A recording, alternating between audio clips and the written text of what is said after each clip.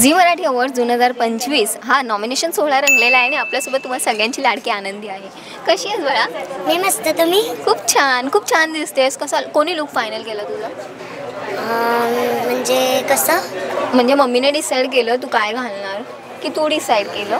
मी. अरे वा, कसं काय ठरवलंस की आज हेच घालायचं म्हणून? म्हणजे असं मला एक रील आलेलं की असं बार्बी डॉलचा वगैरे, आणि मग मला तसं सुचलं की मी पण अशी म्हणली, तर मग मी माझं तसं इमॅजिनेशन केलं आणि मी तशी म्हणली. हो, पूर्ण इमॅजिनेशन वगैरे करून मग फायनल केलं तर तू.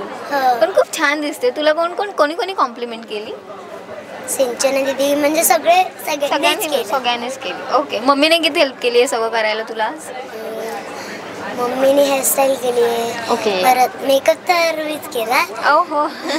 पण सेटवर मोहम्मद दादानी केला आणि दादाने केला आहे का.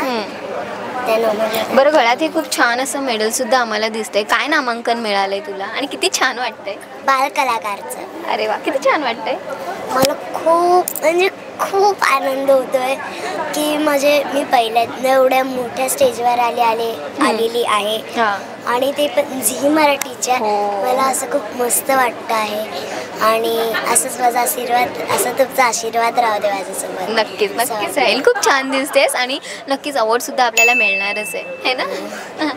थँक्यू.